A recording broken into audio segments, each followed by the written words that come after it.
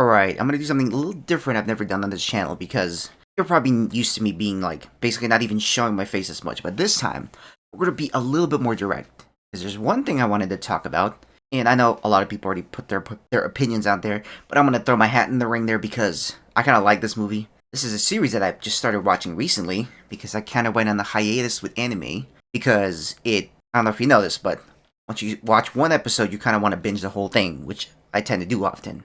And one of those shows that I've done was Demon Slayer. I watched all the arcs, and Infinity Castle was probably the last one, I think, in the series, and I was pretty hyped. So the movie finally came out, and judging from like the little teaser they gave us, I knew this was going to be a good movie. And spoilers to no one, it was a pretty good movie. Now before I get to like a lot of spoiler stuff, I'm going to tell you a few things you should probably know. One, it's a really long movie. When I checked the time, I had to double check it because there's no way this movie was that long. It was like 2 hours and 35 minutes. That is a long movie. It is so long, there's some people that would rather pull down their pants and pee on the people in front of them than skip a movie. Which, I get, but why don't you just pee your pants, you know? Why do you gotta involve someone else with your nasty fluids? Like, that's kinda messed up. So, be smart when you go in the movie, empty out all your liquids, maybe even wear an adult diaper, and enjoy the movie. Because there was one point where an hour in, I had to use the restroom, but I just controlled my breathing like the Hashira would, so I would prevent myself from peeing myself in the movie theaters. And the second thing you gotta know is this movie doesn't hold your hand. If you haven't watched like the Demon Slayer stuff a long time, you might want to just take some time to recap, maybe even rewatch the whole thing, and really catch yourself up, because once the movie starts, it's all gas, and sometimes there's some breaks, but we'll get to that later. And one thing you should know before I talk on the spoiler stuff is that the animation is fire as usual.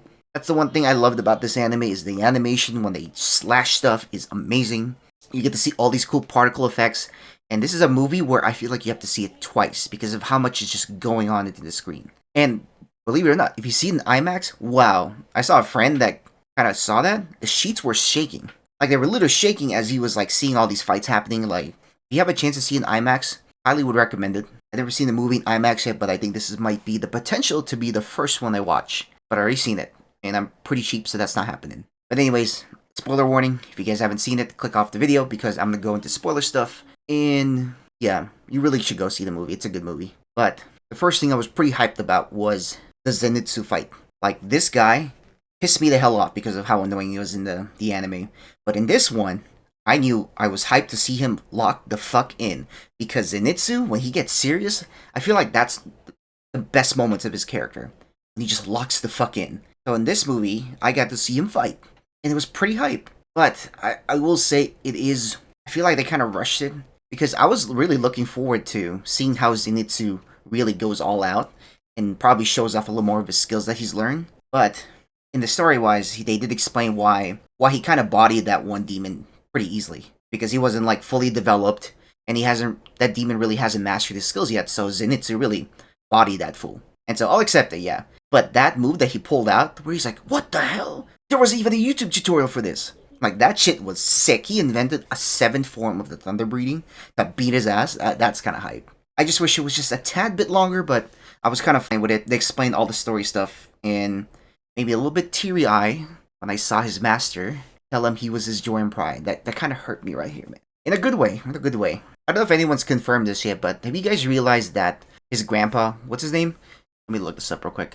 Jigoro? His name is Jigoro. He kind of looks like Luffy, like with the scar and the smile. I don't know. Maybe I'm tripping, but that's what it kind of reminds me of. Next fight I thought was pretty cool is the Akaza one. That was kind of cool. That fight, wow, that was amazing. Like, they literally used the entire battlefield to show you how powerful these two characters are. Like, wow. Like, all the animation was so good.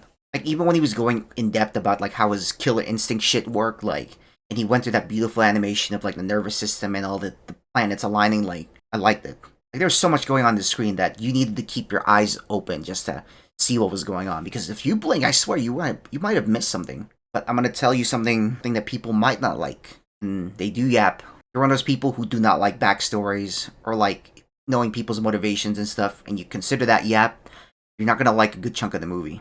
Because they do explain, like, for example, they explain Akaza's backstory, which I really thought was pretty good.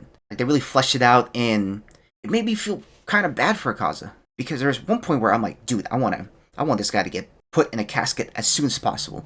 But then Demon Slayer has this thing where they always show you their backstory, and now you're like, Yeah, I kind of feel bad now. Like they're not as bad as I thought they were.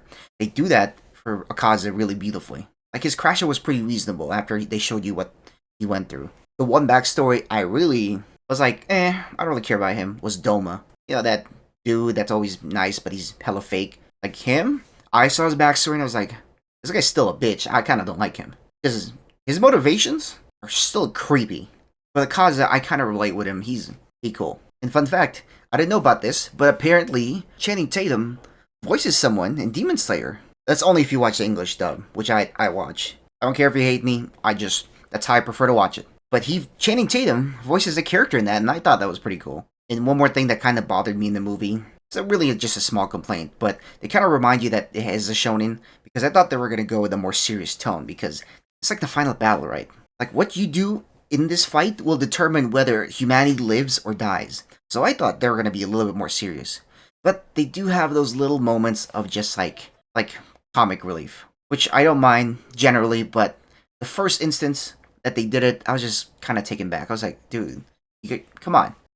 Like guys, we're this kind of serious right now. But I kind of got used to it, and I kind of liked it towards like the later half of the movies. Like I kind of needed that more like comedic tone because me personally, I like a little bit of comedy, even if it's like serious. I don't usually mind a little bit of comic relief, like once in a while.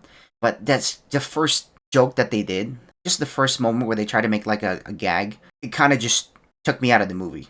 But the rest of the gags were fine. Like I didn't mind it. It was just that one where Tanjiro basically has to glaze like Gyu because let's face it, he's a badass. And it kind of just took me out just for a moment. But all the other jokes are not bad. And what's crazy is they were able to pack like a good, like beefy amount of content within that 2 hour and 35 minutes without the movie feeling like it overstayed its welcome. Like I was pretty much engaged throughout the whole time. And I would wholeheartedly say it was a pretty good movie to see. So if you were a little hesitant about seeing this movie, you shouldn't be. It's a good movie. Animation's fire. Like, you should go see it. But hopefully bring a raincoat just in case some guy decides to pee on you. Which was a legitimate fear I had going into the theater because I was like looking around. I was like, is this guy going to potentially pee on me? And then make sure you empty your bladder because you're in for a long ride. But I just wanted to say that the Infinity Castle Demon Slayer movie was pretty good. You guys should definitely see it. That's all I want to talk about today. I'll see you guys in the next one.